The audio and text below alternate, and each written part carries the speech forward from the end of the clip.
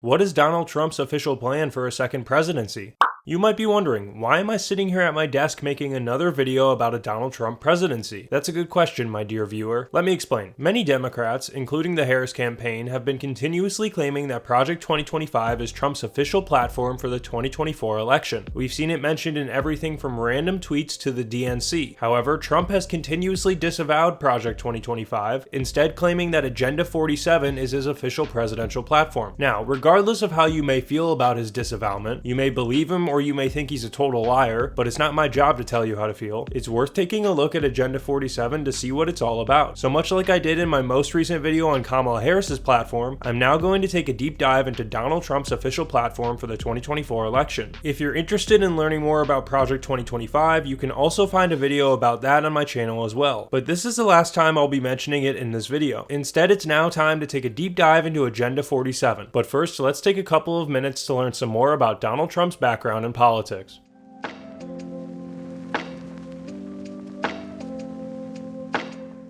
By now, we're all very familiar with who Donald Trump is. In case you need a refresher though, let's take a minute or two to go over his career in politics. Long before ever deciding to run for president, Trump was a billionaire, with most of his wealth stemming from the real estate business. Real estate was a family business, with Trump working underneath his father for a good amount of time before taking the reins and continuing to expand it. Trump eventually went on to get into reality TV and many other endeavors. That doesn't really matter for this video, so I'm not going to go into it too much. What does matter though is Trump's political history, as it helps lay the foundation for the current official plan of his presidency. Many of you may think that Trump began exploring running for president in the mid-2010s, but that's actually not true. It actually began way back in 1987 when a man named Mike Dunbar launched an effort to get Trump to run for president. It was in this year that Trump would give his first ever campaign speech. Now, to be clear, he never actually ran in 1987. He actually gave that speech to a crowd of about 500 people and told them that he wouldn't be running at all. However, 13 years after that, Trump explored a run for president with the Reform Party,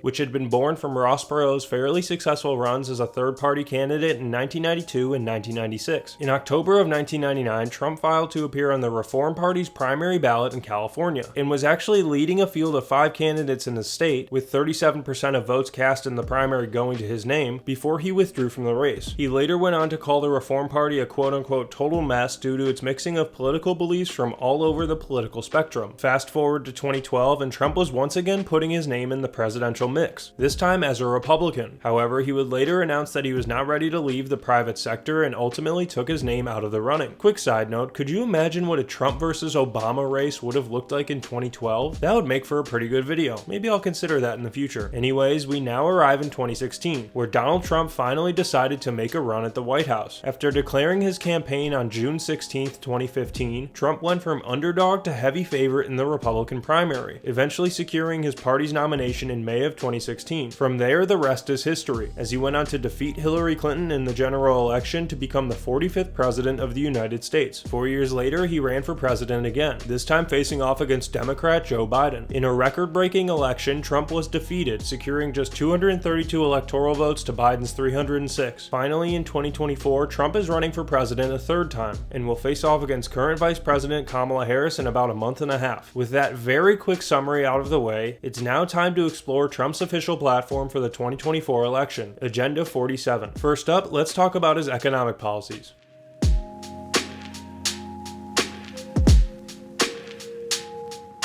Much like I did with my video on Kamala's platform, I'll be splitting this video on Agenda 47 into 3 main parts, beginning with Trump's economic stances. Also, another disclaimer, much of the media tends to associate Trump with Project 2025, and doesn't talk about Agenda 47 as much. As such, the source list for this video might lack diversity in terms of where things are coming from, but that's because a good chunk of it will be pulled right from Trump's campaign website. Anyways, let's talk economics. Beginning with more obvious stuff, Trump is in favor of cutting taxes and slashing federal regulations in order to try to reduce inflation rates and get interest rates back under control. In a video from the Agenda 47 tab on his website titled "Joe Biden has been a disaster for the economy," Trump says, quote, "Joe Biden has been a disaster for the economy. Between his massive tax hikes, his anti-energy crusade, and his trillions of dollars in wasteful spending, Biden caused the highest inflation in almost half a century. As a result, interest rates soared to crushing levels. When I'm back in the White House, I will immediately unleash energy production, slash regulations, guidance like I did just 3 years ago and repeal Biden's tax hikes to get inflation down as fast as possible, and it will go quickly so that interest rates can get back under control. Let's zoom in on one thing he says here in particular, the part about unleashing energy production by slashing regulations. What does that look like? Well, according to the official platform, Trump's campaign wants to unleash American energy again by lifting any restrictions on American energy production and getting rid of the Green New Deal, which they refer to as quote-unquote socialist. Trump and his campaign believe that lifting these restrictions will reduce inflation and quote power American homes, cars, and factories with reliable, abundant, and affordable energy. Moving on from that to something that shouldn't come as a surprise at all, Trump wants to rein in wasteful government spending, much like many other Republicans. Additionally, he wants to make his tax cuts permanent, which were initially put in place in 2017 by the Trump Tax Cuts and Jobs Act. These tax cuts reduced the corporate tax rate to 21% from 35%, meaning corporations were paying fewer taxes, individual income tax rates were cut, and the standard deduction was increased. For those of you who don't know tax speak, the standard deduction is a specific dollar amount that reduces the amount of taxable income you have. According to the Brookings Institute, quote, the cuts have the largest benefits for the wealthy and for small business owners, but there are also provisions that benefit middle-income Americans like the increased standard deduction and child tax credit. Let's keep going. According to Agenda 47, Trump wants to eliminate taxes on tips for restaurant and hospitality workers, and plans to explore additional tax cuts for those workers if he is elected president. I know I'm bouncing around a lot, so try to stay with me here. Interestingly enough, Agenda 47 also makes mentions of the United States championing innovation in 3 key emerging areas: cryptocurrency, artificial intelligence, and the new space race. Trump and his campaign want to, quote, pave the way for future economic greatness by leading the world in emerging industries. When it comes to crypto, Trump opposes the creation of a central bank digital currency. Additionally, he says he will defend the right to mine Bitcoin, ensure every American has the right to self-custody of their digital assets, and transact free from government surveillance and control. For AI, there really isn't too much detail mentioned here. All the document says is that Trump would repeal Biden's executive order that hinders AI development, and that Republicans will support AI development that is rooted in free speech and human flourishing. For reference, that executive order mentioned was signed by Biden in 2023, and it did limit AI in some ways, albeit some of the ways seem like a good thing. For example, the executive order mentions protecting against AI being used to engineer dangerous biological materials and protecting Americans from AI-enabled fraud. If you want to read that whole executive order, I've linked it in my sources below. Finally, for the space sector, Agenda 47 has a variety of promises, and they're pretty interesting. The document states that under Republican leadership, quote, the United States will create a robust manufacturing industry in near-Earth orbit, send American astronauts back to the moon and onward to Mars. This does keep up with what Trump has done in the past, too, as in December of 2017, he signed Space Policy Directive 1, which called for NASA to begin work on a human exploration program that would return astronauts to the surface of the moon and lay the groundwork for a lunar colony. This has been a long section, I know, but don't worry, I'm almost done. For the final minute or two here, I need to touch on tariffs, partially because it transitions well into the next section, and also just because it's important. Trump is a big fan of tariffs and wants to implement them en masse. More specifically, Agenda 47 calls for baseline tariffs on foreign-made goods. Trump also wants to pass something known as the Trump Reciprocal Trade Act, which would basically give him the power to negotiate lowering tariffs on foreign imports if those foreign countries agree to reduce tariffs on American-made goods as well. Trump's campaign claims that this would help stop the flow of American jobs overseas. By the way, for those of you who don't know, a tariff is basically just a tax that countries place on imported or exported goods. That's about it. As I mentioned, baseline tariffs are just the beginning of Trump's foreign policy. There's far more to it, specifically related to the Middle East, the war in Ukraine, and ongoing tensions with China. With that in mind, let's dive deeper into what Trump's foreign policy for a second presidency may look like.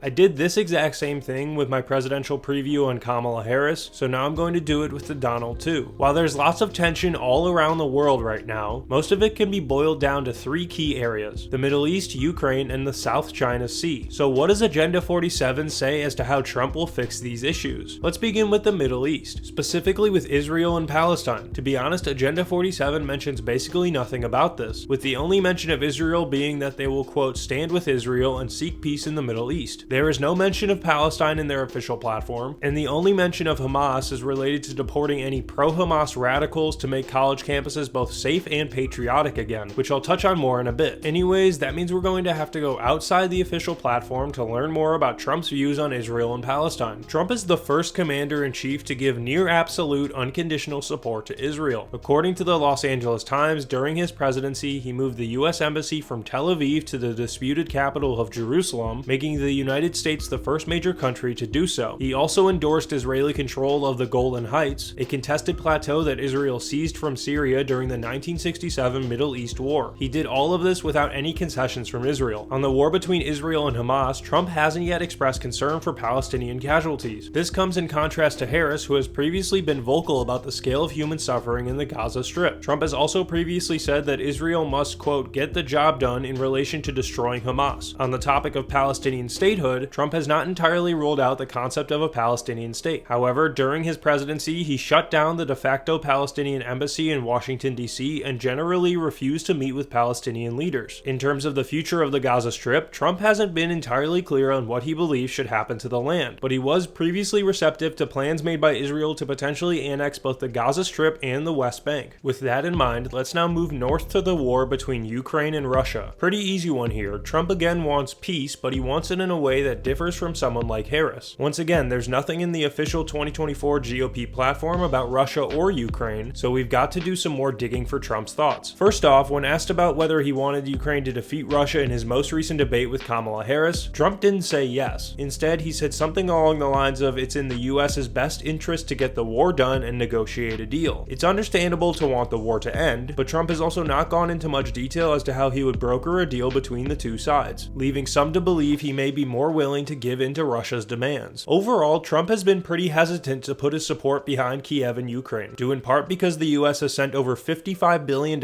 in aid to Ukraine since the war began. However, while we're discussing that, this also feels like a good time to briefly bring up NATO. For those of you who may not know, NATO is a political and military alliance that consists of 32 countries across Europe and North America that formed after World War II. It's also something Ukraine wants to join and something that Russia heavily opposes. Anyways, during Trump's first presidency, he threatened to leave the alliance multiple times, citing Europe's over-reliance on American aid. While Agenda 47 contains no information regarding NATO, it's clear that Trump has plans for a new NATO if elected again, one where the United States takes more of a backseat and European countries contribute more to NATO spending. Now let's transition over to the South China Sea to talk about China and Taiwan. Before getting into Trump's thoughts on the island nation though, let's quickly discuss what Agenda 47 has to say about China. I'll be honest, there isn't too much here. However, the key details are in just a couple of sentences on securing, quote, strategic independence from China. To accomplish that, Agenda 47 says that Republicans would revoke China's most favored nation status, phase out imports of essential goods, and stop China from buying American real estate and industries. I'm sure that's left you with a few questions. First up, what is China's most favored nation status? Well, back in 2000, the US Senate voted to give China permanent most favored nation status. This basically meant, to my understanding, that the United States was promising to give China equal treatment like any other country when it comes to trade. That remains in effect to this day, and it helped China initially gain access to the World Trade Organization in 2001. Anyways, Republicans want to revoke that and return to a pre-2001 status quo, where the president has to renew China's most favored nation status each year. Assuming Trump wouldn't renew this, Congress could override him, but that wouldn't be likely. Let's go back to Taiwan though. Once again, there isn't anything about Taiwan in Agenda 47, so we'll have to search for Trump's thoughts on the island nation. This past July, in an interview with Bloomberg Businessweek, Trump himself expressed that Taiwan should pay more for the United States' defense of the island and didn't really answer as to whether he would defend Taiwan should China attempt an invasion. Oh, also, I'm reading through this Bloomberg interview right now, and Trump said he no longer wants to ban TikTok. Given that he wanted to as president because of China, I feel like that's important to include. Overall, I feel like Trump's foreign policy can be best summed up by Trump himself. For the final portion of this section, let's listen to a clip from Trump's Agenda 47 video titled Preventing World War III. Our foreign policy establishment keeps trying to pull the world into conflict with a nuclear-armed Russia based on the lie that Russia represents our greatest threat. But the greatest threat to Western civilization today is not Russia. It's probably, more than anything else, ourselves and some of the horrible USA-hating people that represent us. It's the abolition of our national borders. It's the failure to police our own cities. It's the destruction of the rule of law from within. It's the collapse of the nuclear family and fertility rates like nobody can believe is happening. It's the Marxists who would have us become a godless nation worshiping at the altar of race and gender and environment.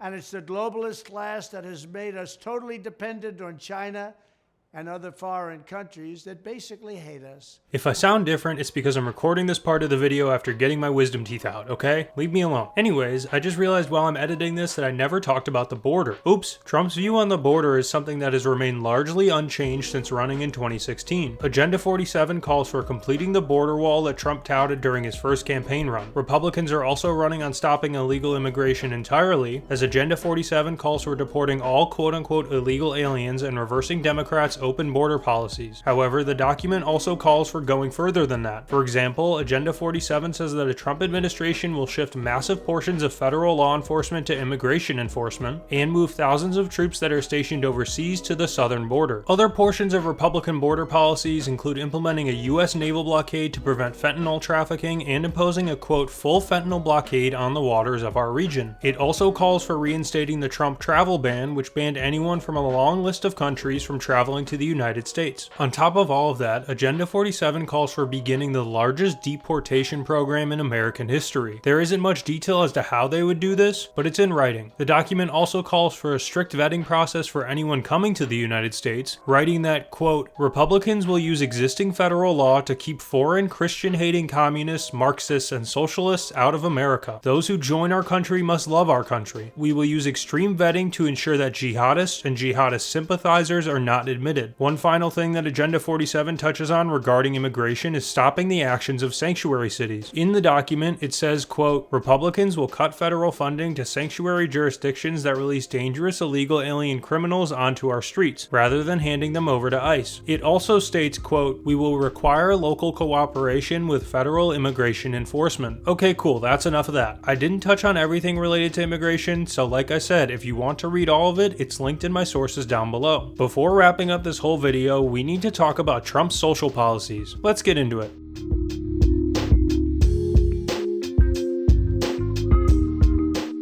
Trump's Agenda 47 has quite a few social policies that we're going to talk about. First up, one of the hottest topics for the 2024 election, let's talk about abortion. Slight issue here though, the official GOP platform only has one sentence about abortion, and that's where it says that they will, quote, oppose late-term abortion. Outside of that, it's never mentioned in the document, so we'll have to search for Trump's thoughts. This is one of the few areas where Trump's views have flip-flopped a bit over time. He's previously touted the fact that Roe v. Wade was overturned during his presidency, which made abortion a state's rights issue. He has previously stopped short of supporting a federal abortion ban. However, during his most recent debate with Harris, Trump did not answer a question from moderators as to whether he would veto a national abortion ban should it reach his desk. Going further, when moderators pointed out that Trump's running mate J.D. Vance said Trump would veto a ban in an interview last month, Trump said, quote, I didn't discuss it with J.D. in all fairness, and I don't mind if he has a certain view, but I don't think he was speaking for me. Additionally, as reported by the Associated Press, quote, before becoming president, Trump has said he would indeed support a ban in his book The America We Deserve, which was published in 2000. In 2016, he said he was, quote, pro-life with exceptions, but said, quote, there has to be some form of punishment for women seeking abortions, a position he quickly reversed. At the 2018 annual March for Life, Trump voiced support for a federal ban on abortion on or after 20 weeks of pregnancy. Trump also previously suggested this past March that he may support a national ban at 15 weeks of pregnancy before announcing that he would instead leave it to the states. That's kind of where he seems to stand as of now. Anyways, let's now move to healthcare, another pretty big talking point for this election. Luckily, we've got a couple things to pull straight from Agenda 47 here. According to the document, quote, healthcare and prescription drug costs are out of control. Republicans will increase transparency, promote choice and competition, and expand access to new affordable healthcare and prescription drug options. We will protect Medicare and ensure seniors receive the care they need without being burdened by excessive costs. However, according to an interview from this past March, Trump told CNBC, quote, there is a lot you can do in terms of entitlement entitlements, in terms of cutting, and in terms of also the theft and the bad management of entitlements in relation to Medicare. Democrats have jumped on this as him saying he wants to get rid of Medicare, but since that point, the Trump campaign has repeatedly stated that Trump will protect Medicare if elected as president again. We should also briefly talk about Social Security here. Agenda 47 says that Trump has made it clear that he won't cut a single penny from Social Security. Supporting seniors seems to be a pretty big talking point in the document, as all of Chapter 6 is about protecting seniors. In that chapter, it talks about protecting Social Security, strengthening Medicare, supporting healthy and active living, protecting care at home for the elderly, and keeping seniors' economic foundation safe. The details as to how they'd accomplish this aren't entirely fleshed out in the document, but it's all there. Anyways, let's now pivot to something entirely different: LGBTQ+ rights. Specifically, I want to touch on what Republicans think about teaching things like this in schools, because it's mentioned in Agenda 47 a few times. The first mention of it comes in a little section titled Knowledge and Skills, not CRT and Gender Indoctrination, where the document says, quote, "Republicans will ensure children are taught fundamentals like reading, history, science, and math, not left-wing propaganda. We will defund schools that engage in inappropriate political indoctrination of our children using federal taxpayer dollars." Continuing on, the document later states that Republicans will end, quote, "left-wing gender insanity." They claim they will accomplish this by saying, quote, "We will keep men out of women's sports, ban taxpayer funding for sex change surgeries, and stop taxpayer-funded schools from promoting gender transition, reverse Biden's radical rewrite of Title IX education regulations, and restore protections for women and girls." Another thing to note while on the topic of education, Agenda 47 calls for the abolition of the Department of Education in its entirety, claiming that Republicans will get rid of it in Washington, D.C. and return education rights to the states. This video is getting very long, but I'm almost done with this section. One more thing I want to touch on in this document is about protests on college campuses, which, if you remember correctly, I talked about briefly at the beginning of this video. Unfortunately, while the document says Republicans would deport college students who are allegedly pro-Hamas, there's no further elaboration on it. It's mentioned in the preamble of Agenda 47 as one of 20 promises that Republicans will, quote, "accomplish very quickly when we win the White House and Republican majorities in the House and Senate." Also, while still on the broader subject of education, Agenda 47 calls for reducing the cost of education as a whole and making higher education more affordable and accessible. Just thought I should throw that in there. There are quite a few more Trump social stances that I'm not able to discuss in depth in this video, but like I said already, the full document is linked down below in my sources if you'd like to give it a read yourself. I like to think I covered the main points though, so with all of that in mind, it's time to wrap things up.